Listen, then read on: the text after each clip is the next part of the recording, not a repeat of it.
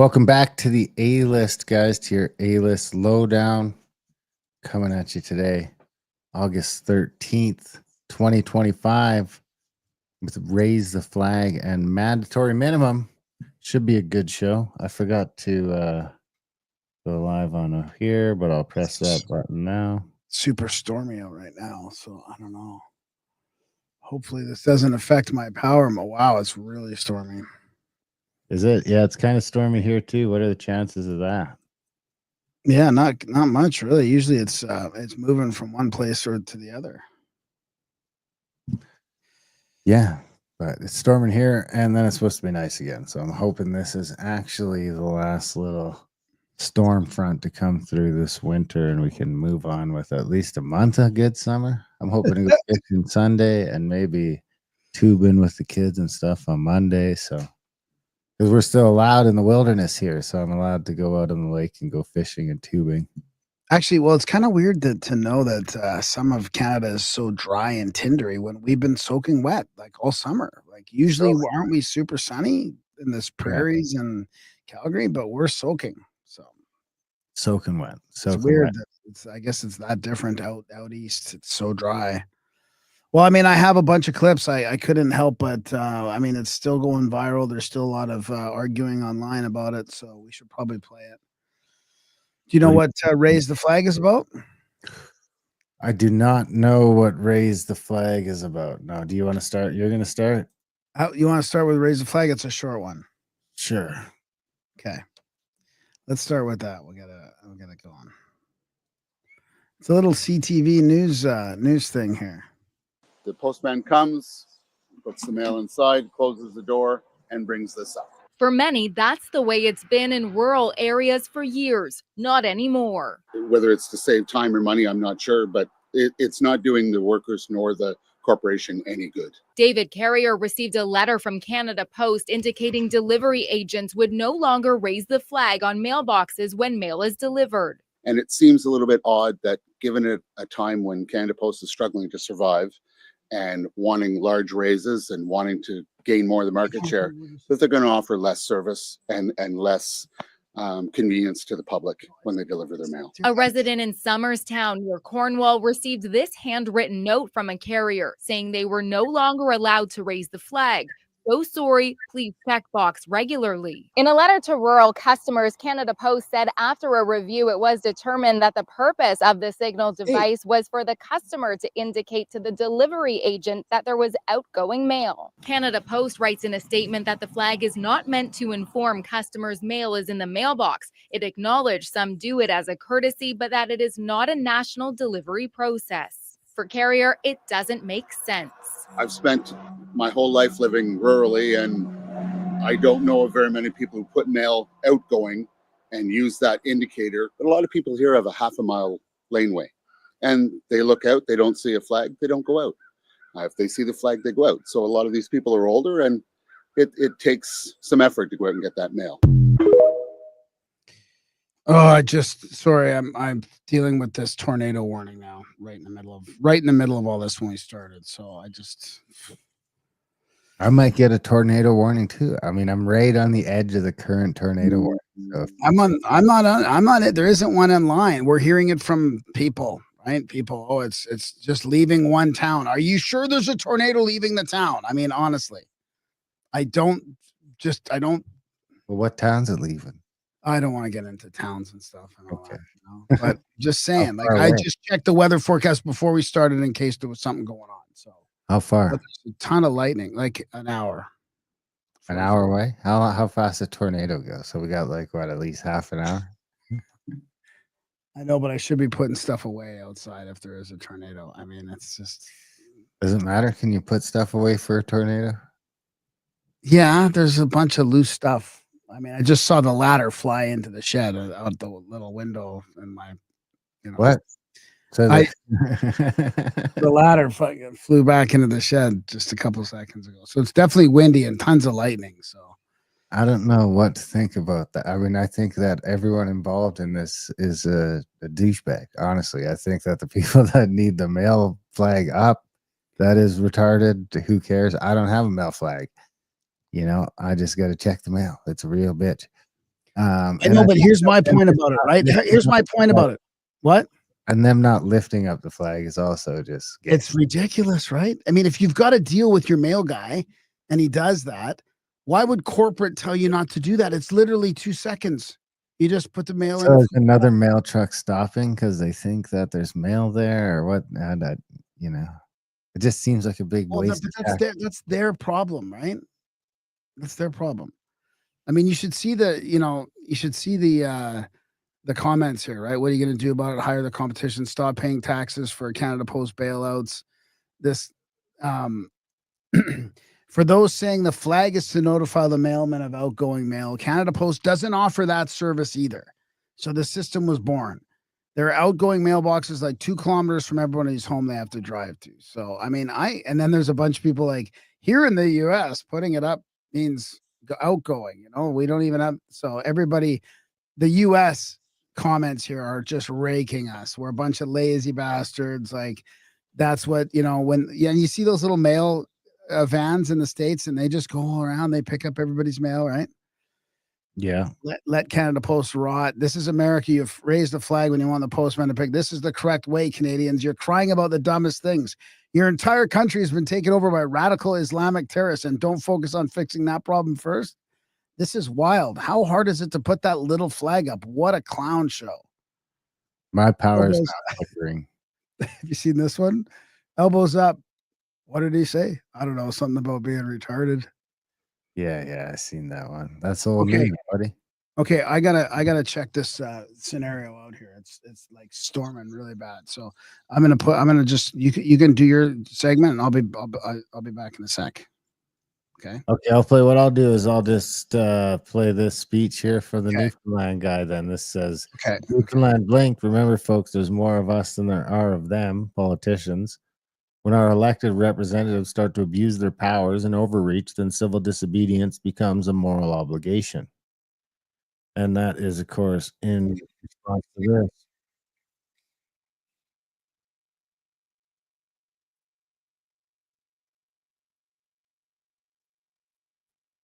Oh, I guess I'm not sharing the page, so I'll do that. Oh, okay, here, we'll start this over. I don't know if you hear that or not.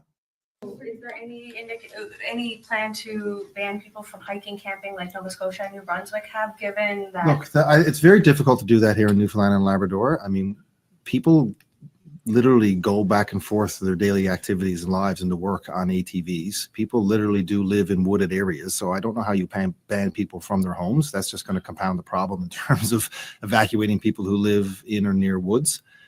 We felt that taking the steps with the fines will put pressure on people to be careful and to not abuse the privileges that we have in this society. So that's where we are right now. Do you have enough pressure right now? I think it's the right thing to do right now, and we need to continue to make sure we do everything we can to get the message out there. And I don't know if extra fires popping up in the St. John's area will send a louder message and a clear message, and I certainly hope it does. Again, we're talking about an extremely small percentage of Newfoundlanders and Labradorians, not 99.99% or more understand, follow the rules when the fines were $75, let alone when they're $50,000. So we are targeting that very extreme small percentage of Newfoundlanders and Labradorians that may be breaking the Forestry Act regulations. So that's sort of it. Newfoundland backs down from banning people from going in the woods, increases the fire fines. I did see some people were freaking out about the fire fines being so high. Because if you can't pay, you go to jail. But what's the number got to be before people have to listen? What you just play there? Basically, the clip was Newfoundland dude saying he's not going to ban people from going in the woods.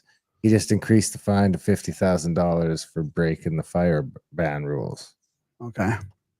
And I was just saying that people on social media, I've noticed, have been freaking out about that, calling this and that, because you can go to jail if you don't pay the fine. Allegedly, there's tons of stuff in society that the maximum fine is probably a lot higher than you think, but you never really get it. A decent lawyer will probably get you off it, at least not the maximum. So 50,000 is a lot, but I've never really broken a fire ban. Have you? No, I mean, what I if there's a fire ban, I'm not going to make a fire. It's just not probably right. I mean, Yeah. So does in that, and when I look at it that way, does it matter if the fine is like he just said there? He's like, for 99.99% of people in Newfoundland, it didn't matter when the fine was $75. They weren't going to break the rules. yeah. Did he talk about how people go to work on ATVs and other people live in the woods and all that? Yeah, he did mention that. And I gotta say, I have also seen like people breaking the fire ban rules.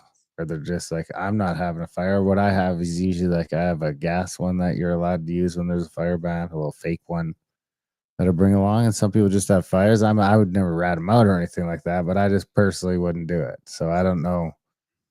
To me, I guess I don't care what the fine I don't know. is. It's more about just like just walking in the woods, and it's to me, to be honest, what I've been noticing is it's more about they blamed climate change. They blamed man-made climate change on all the fires. They ignored the arsonists, and now they're taking it to this level. So if you wouldn't have behaved like that or for the last couple of years, literally blaming us and saying it's climate change, which is I bullshit. agree with that on banning from the woods, but as far as I'm just saying the fire fine, I don't care if it's 50 grand. I mean, the fine for downloading a movie is $250,000. Yeah. You know, So I have just a whole bunch of little clips about this. Do you have any more? Do you have any more clips? Hello? oh boy, clips in Uh-oh. general. I don't have any more. No, clips. about this. No, I have no more clips about that. Okay. Well, I do have my Substack, but it's not a clip. Okay. So let's do this. People want to go for a hike or want to go for a walk in the woods with their dog. But how would you like to be stuck in the woods while there's a fire burning around you? I don't think anybody would want that either. So be smart, be human, don't look for loopholes. An out of control forest fire is a terrifying thing. So treat this situation with the seriousness that it deserves. We are. Certainly as a government. Since last week's announcement on restrictions, 12 fines have been issued. It's certainly my hope that every single one of those is fully prosecuted and collected. It's just too serious of a situation right now. It's unbelievable. Eh? So it's no longer because you're going to start a fire with your boots. It's not because you're going to break your leg. It's now because now it's because a fire could envelop you suddenly. And the reason why they're saying that is because of this clip. Me going for a walk in the woods is going to cause a fire. Can't see it. Why people? What? I can't see it, but my internet sucks. And Can you hear it? Or can you hear it? I can hear it. Think that's Now I can see it. The reality is it's not that you might cause a fire. It's that if you're out there walking in the woods and you break your leg, we're not going to come and get you because we have emergency responders that are out focused on a fire that is threatening the lives of New Brunswickers. And if you take your boat out fishing in a pond in Crown Land and you capsize, we're not going to be able to come and help you out because our first responders are focused on an immediate and serious threat to our province. Are you waiting for the I'm people okay to come with help those, you? And so it's the possibility of diverting emergency resources away from where they are really needed. Like, what did we do before the government would come and save us? I mean, how do we survive? Yeah. That's what I'm saying. They should have just made the fine for making a fire 25 grand and left everyone else the fuck alone. So then let's okay. I think Did you see the arson numbers? Did you see the arson numbers? The ones that they admit are arson? Yeah. It was over 1,000. Yeah. It was more than anything else on there. I wish I had that chart now. I wasn't expecting to go that deep into this, but here, I'm just gonna play this here. Here on a Saturday afternoon to ask all New Brunswickers to get out of the woods and to stay out of the woods. Here on a Saturday afternoon. I don't have to share it. So, but I did want to share. I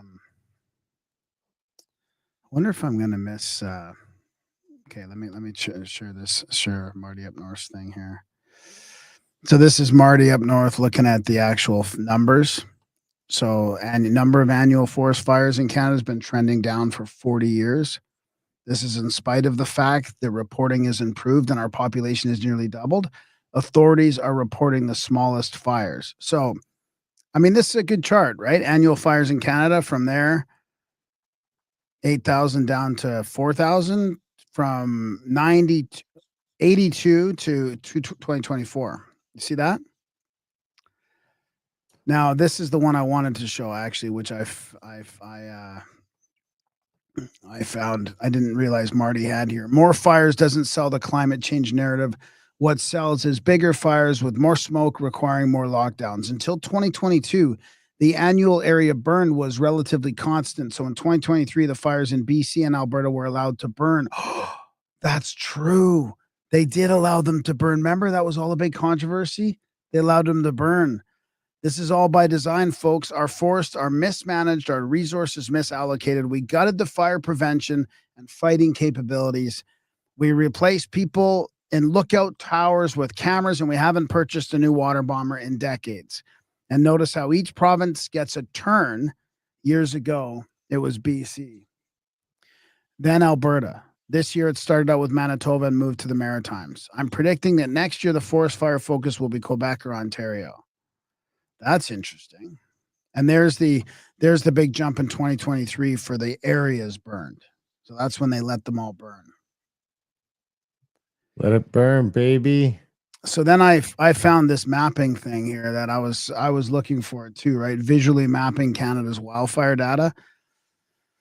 So this is kind of interesting. This is from, you can go all the way from, like, you can slide it. So here's like 2003. You can see, let me just scroll down a little bit. Can you see that? So 2004, 2005. You see how it jumps all over? Yeah. 2006, 9, 2010. There's the fire. So now watch when we get up a little bit closer to 2023 here.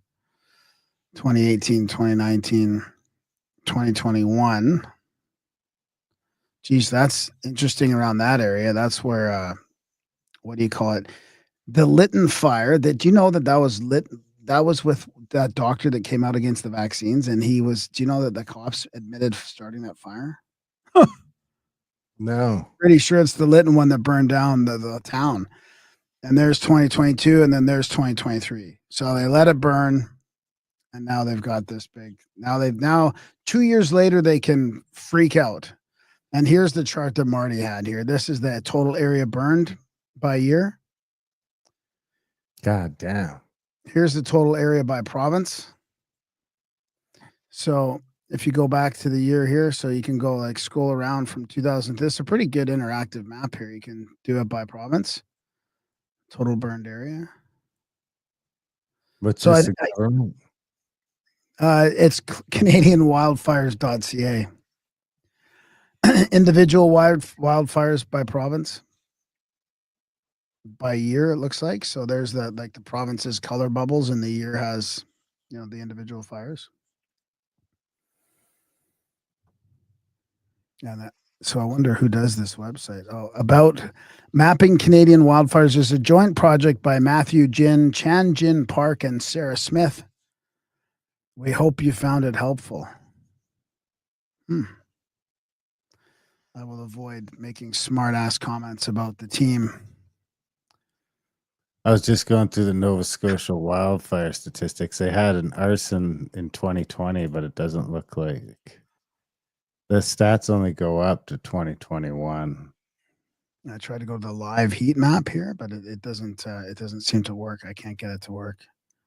Maybe if you zoom in or something, it works. But here's the Nova Scotia 2020 top two causes of fires were campfire and arson in 2020.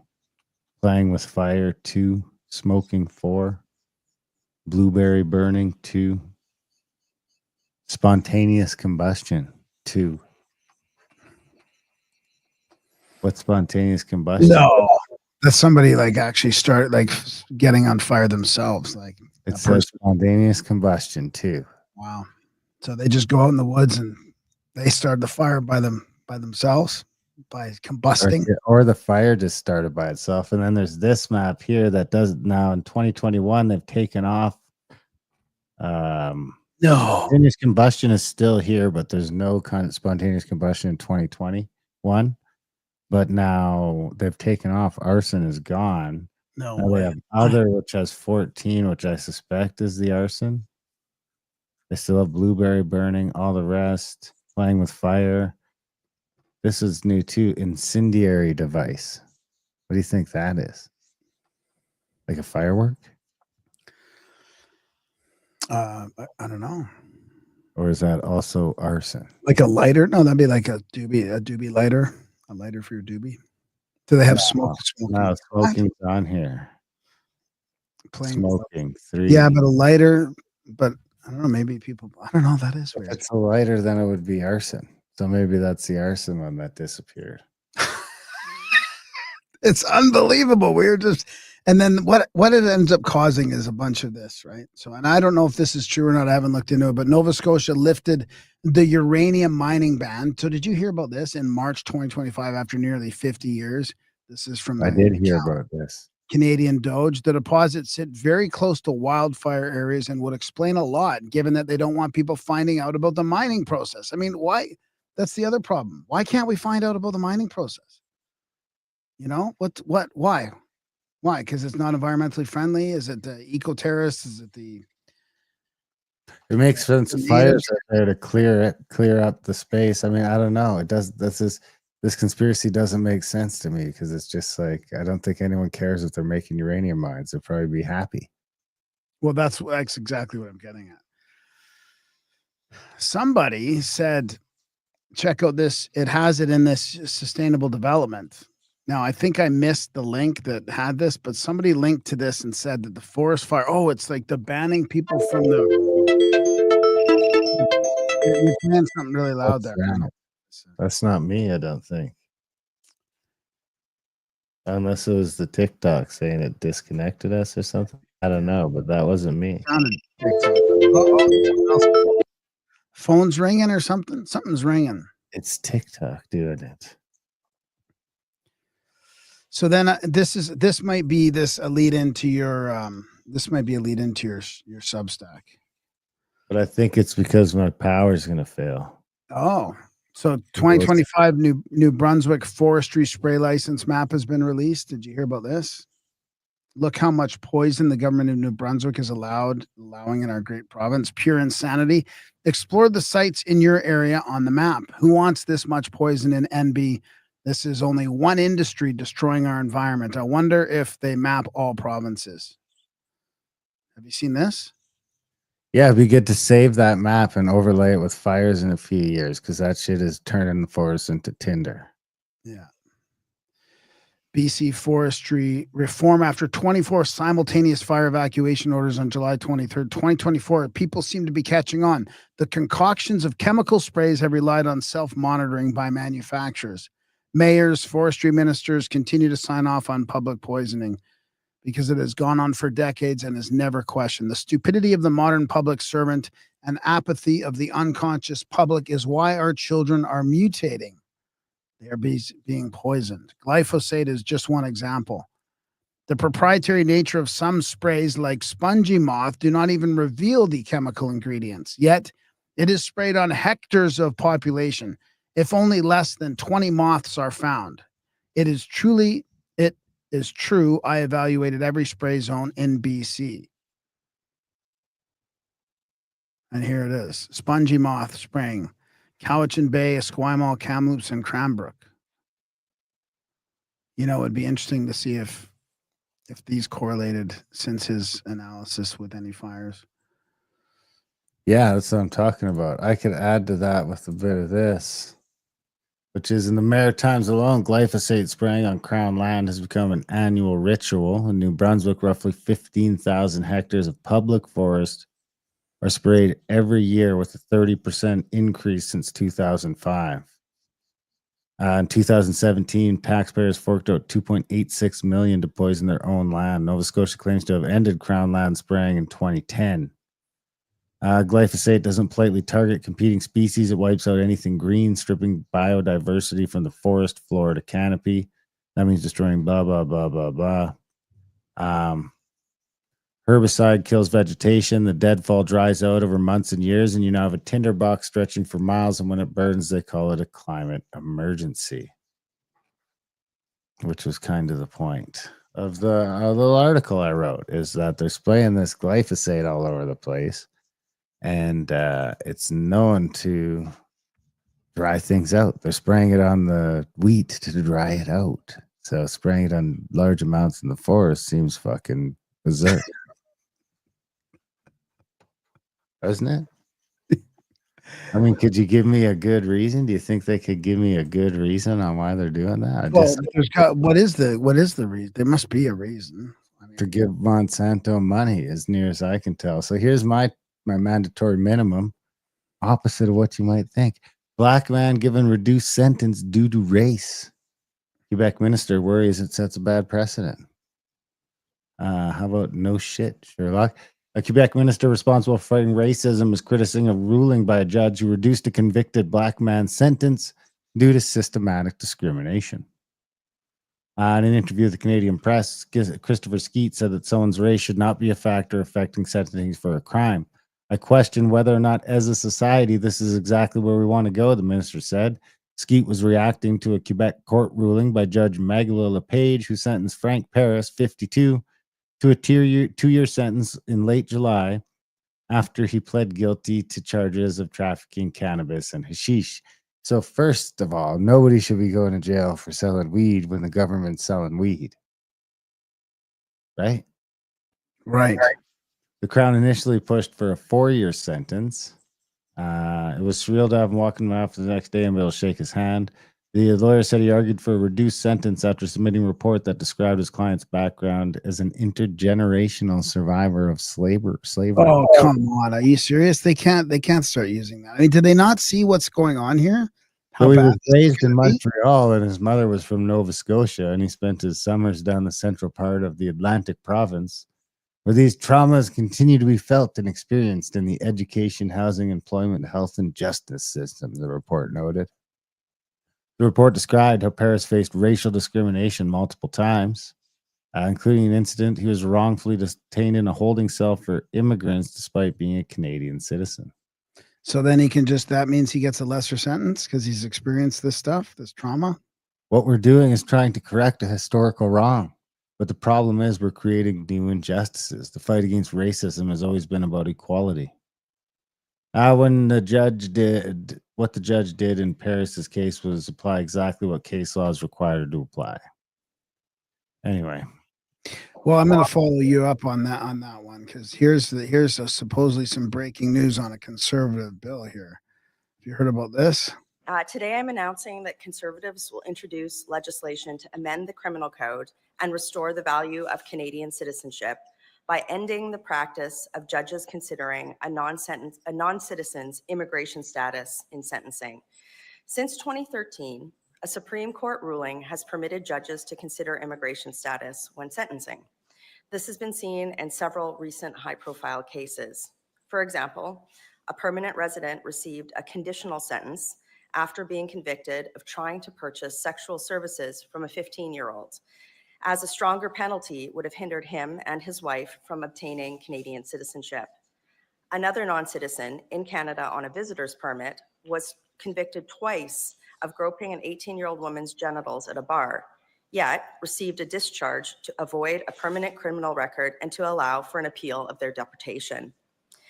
Anyone seeking residence or citizenship in Canada has responsibilities as well as rights.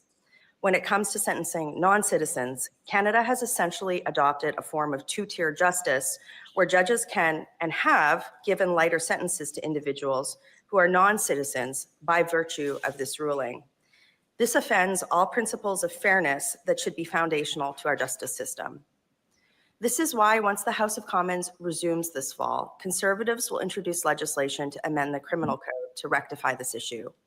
Our bill will add a section after section 718.202 of the Criminal Code, which will expressly outline that any potential impact of a sentence on the immigration status of a convicted non-citizen offender or that of their family should not be taken into consideration by a judge when issuing a sentence.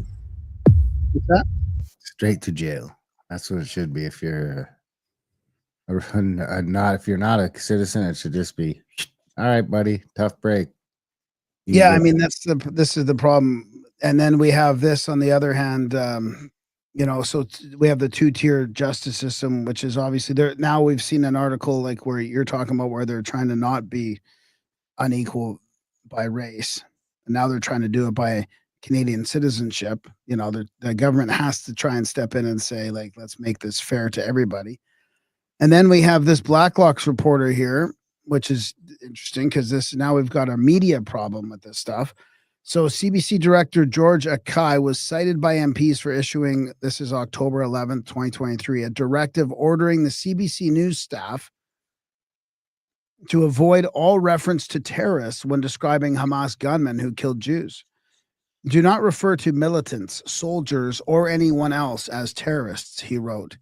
Canada in 2002 listed Hamas or Harakat al-Muqawama al-Islamiyah as a terrorist group. Oh, I didn't know that's what Hamas stood for. And they're saying that this email shows that CBC was uneasy in identifying terrorists in news stories since the term was highly politicized and fed a certain narrative of groups like Hamas blacklisted as terrorists. So there we go. We got, our courts and our media seems to be completely compromised here. Would seem to be the case. Seems like it's going to be tricky to uncompromise them. It is. That's why I feel like we're broken and lost. Like, I just don't know how you come back from this without a massive leadership change, like a paradigm change. Flood, baby. And then meanwhile, we got this table salt here showing us how will Canada up there. What? I already have my stuff up there. Oh, did you? Sorry, go ahead. I was trying to not have any gaps here, So this is Dan Mazier. Conservatives are calling for an investigation into foreign corporations cashing in on Canadians' blood. Do you know Nate Blood? No. Global Mail reports that Spanish drug maker Grifols is selling products made with plasma obtained from Canadian blood donations, despite Canadian Blood Services promising that nothing would be sold offshore. Now we've uncovered that Brookfield Asset Management has been aggressively trying to buy Grifols over the last year. Carney is personally invested in Brookfield and could personally profit if a takeover goes through. Canadians' blood donations should save lives here, not line the pockets of foreign corporations or the Prime Minister. Conservatives are demanding the health committee launch an immediate investigation. So let me see if I can zoom in on this. I missed the part. Zoom in on it a bit. It looked like it actually zoomed out when I did that. Seems silly. So the global blah blah blah. So that's just a letter, basically. These facts raise two important questions. Why are foreign corporations such as Grifols profiting off blood plasma donated by Canadians without their knowledge? And why don't I get paid for that? What would Mark Carney's financial gain be if Brookfield acquired Grifols, given the company has worked to take control of a firm that profits from Canadian plasma? So I don't know. I don't even know what to think about that. The whole thing just strikes me as kind of funny. I mean, aren't we short on blood all the time? Could we really be selling it or giving it away? Can we do that? I know. Maybe the other thing is, what kind of blood? Is it unjabbed or jabbed, or does it matter? There was nothing in there about that. Oh, buddy, we're not talking about that around here. Come on. Come on. All right, you can do your thing now.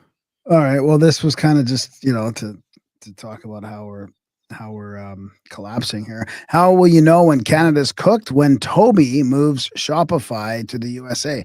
Canada will consist of banks, Enbridge, and Brookfield.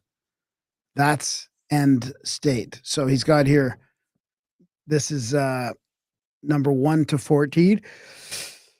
So this would, what was this? This looks like by market cap, right? So this would be market cap. Yeah. Is it yeah, it looks like it's so this is the top 14 by market cap. So 267 billion is our highest one, and it's Shopify. Then it's banks, Enbridge, Brookfield Bank, Thomson Reuters, Constellation Software, Bank, Railway, Bank, and Eagle Mines. I don't know what that is. That must be a mining company. So yeah, we're kind of cooked. Don't have a lot of stuff being produced. We can sell stuff and we can hold your money. What is Enbridge again? I should know that. Oil company, I think. So we have one oil company and then a media company in there. One oil, one railway. It might be a bank, though. I might be thinking of something else. No, I think you're right. Yeah. Well, let's jump over to Connie's little speech here. You can see what you think about this. I haven't listened to this yet. We're living hang on a sec. Dangerous Pause and it. divided world. Pause it before you restart it. It says Enbridge just announced they're moving investment to the USA because of the uncertain regulations in Canada. So we're down to only companies with monopolies protected by the government. Are they an investment firm or something then? I'll check. You can play that. I'll check. We're living in an increasingly dangerous and divided world. The international order, built after the Second World War and reshaped following the Cold War, is under pressure. Russia is emboldened. China is more assertive. The long-held view that Canada's geographic location will protect us is becoming archaic. Our Arctic waters are increasingly open, and there have been rapid advances in cyber, artificial intelligence, quantum, and advanced missile capabilities. What were the advances in quantum? No. I heard this and I was like, what are you talking about? Quantum what? Computing? Quantum physics? Quantum mechanics? Our wildfires and floods are more frequent and devastating.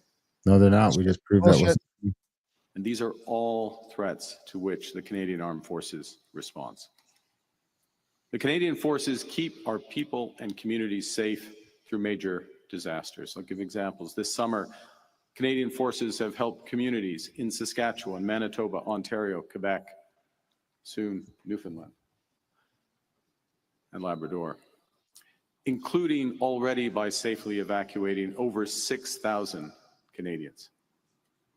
This week alone, Canadian Forces members, originally from CFB Trenton, airdropped life-saving humanitarian aid into Gaza. Oh, that's good. Canadian Armed Forces are standing guard in Latvia and continue to deploy around the world to stand with our allies in defense of. Couldn't they just come and rescue the flipped over boaters? And the people that broke their legs while hiking? I mean, when a crisis breaks or Canada's safety is threatened anywhere in the world, this base is the first to spring into action. Anyway. That sounded much like a speech that he did before or just after he was selected as prime minister, or just after. Remember the one about Trump where he says the world is changing and all that? And that sounded very similar. I guess he just pasted that part, copy pasted that from before. So Enbridge is a multinational energy delivery company based in Canada. So they are oil and gas, probably. Riyadh is known for operating the world's longest crude oil and liquids pipeline system. Oh, that's the pipeline. Right. The pipeline. I thought it was TransCanada pipelines. Oh, there's a couple. There's TransCanada and Enbridge. Maybe one more. I got one more, but it's a long one, so I'm going to save it. All right. I don't feel like it's a long one. A lot of reading. Probably 30 minutes. Okay, yeah, I'll save the rest of mine too. You can save all the rest? Nothing else? Okay, well, I can try and here, let me you just got to stall me for a couple. I'll give the title of the piece I'm going to do next week is going to be called Canada is Killing Itself. Oh. Is it don't tell me. The country gave its citizens the right to die, and now doctors are struggling to keep up with demand. But there's an interesting reason for that. What is it? No, you can't say. Well, there's only like 89 doctors that are willing to do the new, like, you know, since they expanded it to the non-terminal people. Really? Yeah, a bunch of doctors dropped out of those, but I think they're still saying that's No. only 10% of cases. Really? Hmm. Wow. Well, I got one. I mean, there was some news coming from our town that we used to live in. Chesty LaRue, the shit. Yeah, lake, Chesty the shit LaRue. lake. Yeah. Oh man, I could open this one up quickly then. Okay, go ahead. I'll follow you up. Okay, so I mean, this is where Darren and I both lived. When we were for the show, we lived here when I had our studio in Darren's place for a while there in Chestermere. So it says, David Robinson says, anyone want to take a guess why the article doesn't mention why the fecal levels have become dangerous? It's because people are pooping in the lake. I don't know if I believe that. What people, you might ask? That is a controversial topic here in Canada. CBC, fecal bacteria levels lead to water quality advisory at Chestermere Lake. They call it Chester Slough is the old terms for it. Avoid swimming or wading at Cove Beach. Oh, so Alberta. just on the north end, not Heck, on the Is not that, on the that's other the new beach? beach they built there, right? No, I think Cove Beach is the other one up on the north side. It's like the little secret one. Where it's kind of like on the draining end. It's on the No, draining end. I think that's on the other side. You could pull up the map and prove yourself wrong if you want. Okay. You want me to pull up the map? No, I got it. You go ahead. No, I thought you were going to pull the map up on the screen.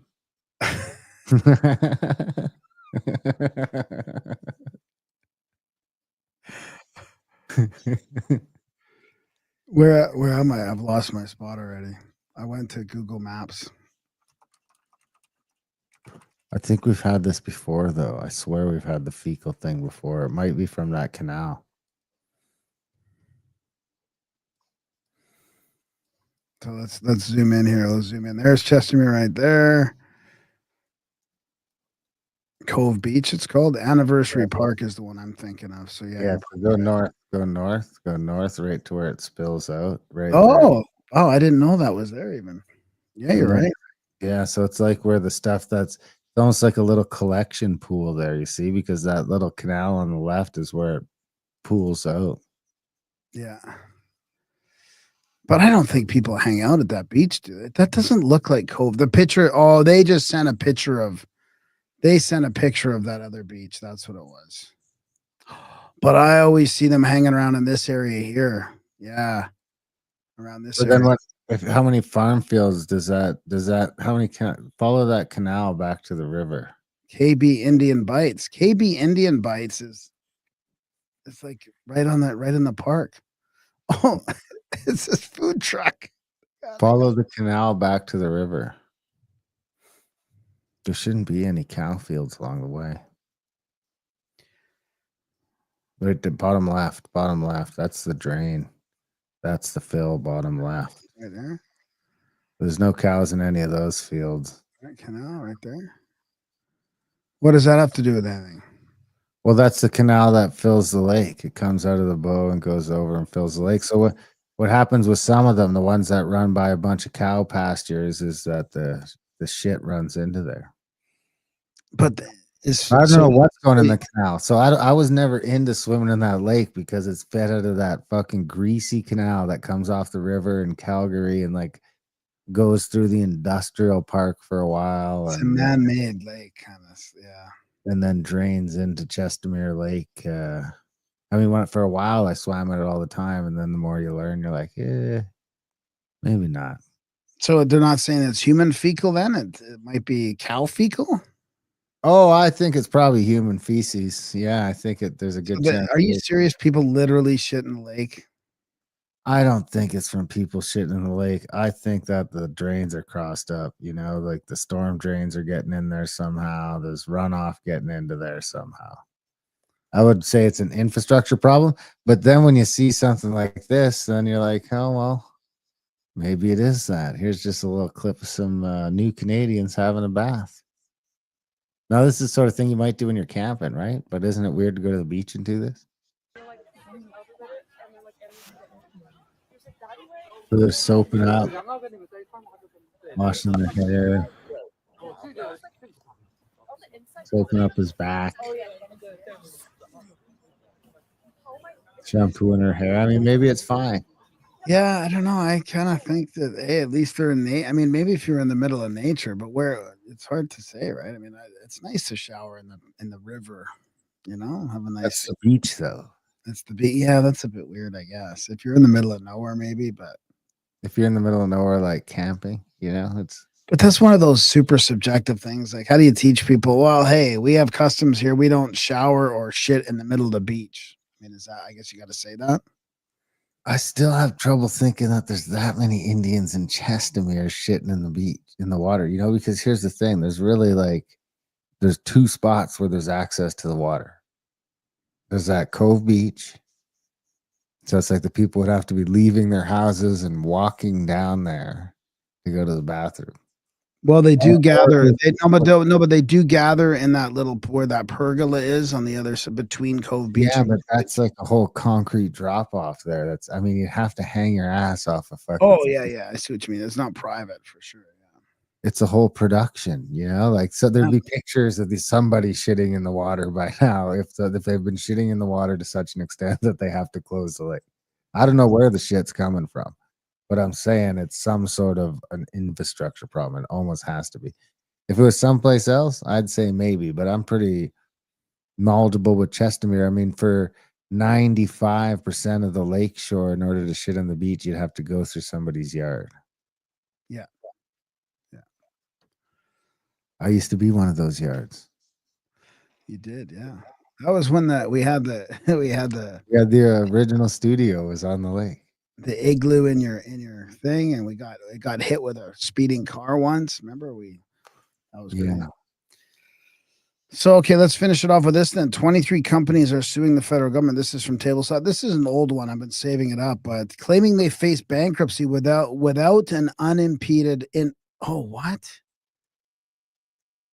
without an unimpeded flow of foreign workers. Entire industries have been built on this low wage for citizenship grift. Shut them down. $300 million lawsuit over temporary foreign worker permits. So why are they suing?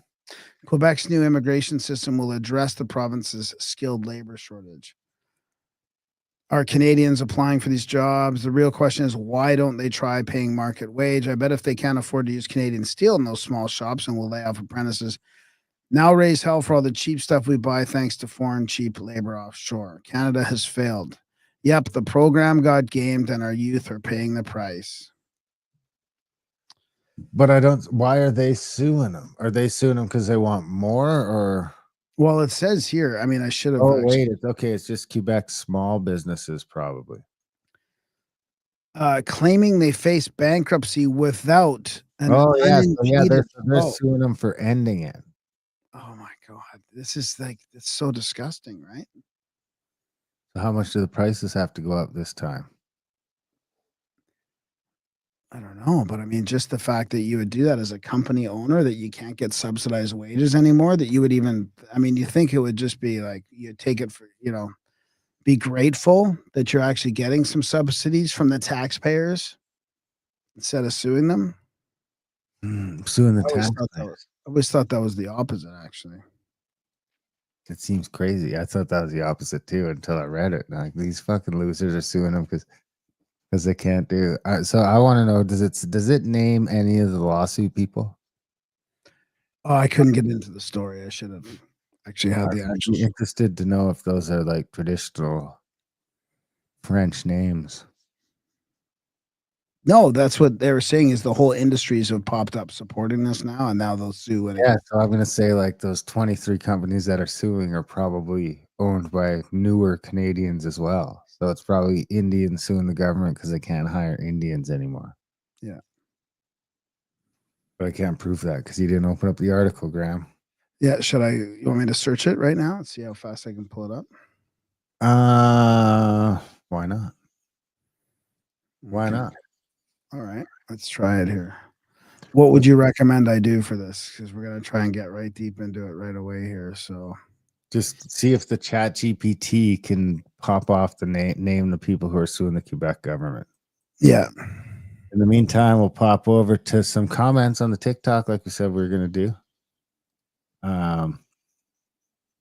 Mr. Subway, actually, it is businesses that pay too low will have high turnover and retain only low quality employees. It's going to be hard to know without knowing which are which, I guess. I'll have to do this next time when I've done some prep work.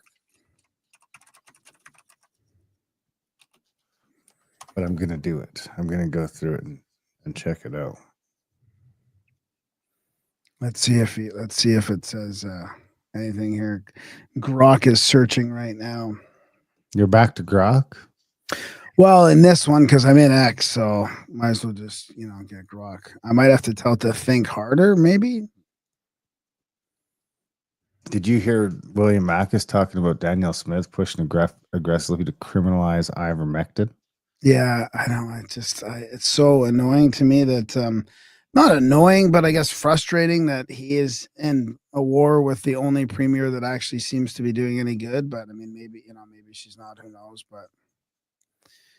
Smith's CPSA lawyer just filed a new affidavit today, filled with absolute nonsense to try and pressure an Edmonton judge on August 15th to give them a fraudulent injunction that would close the world's largest ivermectin cancer clinic and criminalize ivermectin use for all Albertans.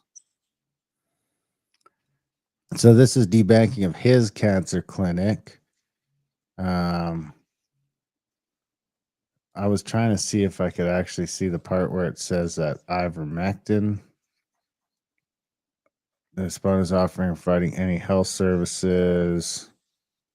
So I don't know that it says here that I haven't been able to prove that or find evidence that ivermectin is being banned, or it's just like he's still practicing medicine and they don't want him to. Well, so I went back and forth. It couldn't find anything, so it just gave me. I pulled up the CTV article here, so maybe we could listen to some of that. Maybe wouldn't we find out in Discovery or something? Businesses that make everything Quiet. to winter jackets and airplane parts. Oh. Quebec businesses that make Can you hear it? everything from steel products to winter jackets and airplane parts say temporary foreign workers are essential to stay afloat. Oh, essential to stay afloat. You got to be But kidding. now that Ottawa is pushing to reduce the number of permits it issues, employers are upset. The federal government from 2021 to 2024 has said to those enterprise, you can count on foreign workers as much as you like. And all of a sudden, they decided to flip the table and say, well, forget about that. I mean, we're changing the rules. Bérard is representing 23 Quebec companies who launched a $300 million lawsuit against the federal government to cover their losses. I thought Quebec didn't want any foreigners anymore unless they can speak French. Yeah, that's what's totally weird about it. I agree, but it's because they're kind of blaming the feds, it sounds like, right? You can count on foreign workers as much as you like, said the lawyer representing the business owners. And all of a sudden they decide to flip the table and say, well, forget about that. We're changing the rules. Well, I mean, this is the problem with these kind of programs that get put in place, right? It's just open. How do you ever get rid of them? People get to start relying on this stuff, right? It's like taking away EI all of a sudden. It'll never happen. Quebec unemployment rate is 6.3%. We've seen an increase of 300,000 temporary immigrants, 300,000 additional people. So, of course, it has a major impact on services. These companies either have to slow down production refills, contracts, and in certain cases, they wait. What? She added some shifts might get cut because we can't find the workers we need. Oh, it's just such a joke. Find real workers. 6.3% is a pretty high unemployment rate, isn't it? Well, I think that's pretty average across the whole country and provinces right now. Still pretty high, though, isn't it? Maybe lower, actually. Be requiring foreign workers when it's at 6%. What do you think the U.S. rate is? 4%, 5%, 4.2. 4.2. But labor force participation rate has dropped to 62.2%. In the States? Yeah. What is ours? I don't know. Let me check. Canada labor part rate. 65.4. I wonder how many. I wonder if that includes all the government workers. I guess so. Eh? Yeah, but it would include all the kids too, probably, and the women that stay home. So 6.4% unemployment. Yeah, and I'm not in the labor force. No, but what would the percent? Oh, sorry, I thought 6.4 was 64%. Yeah, that's how many people are paying taxes, I guess. Ultimately, that's probably how they figure it out. Anyway, should we get out of here? Yeah, let's get out of here before my power goes out. Thanks for watching the show, guys. We hope you like it. Check out Grimerica.ca for other content at thecabin.com for trips and events, adultbrain.ca for audiobooks, and bigskytallow.ca for tallow. Other than that, we love you guys. Thanks for listening, and we will see you next week.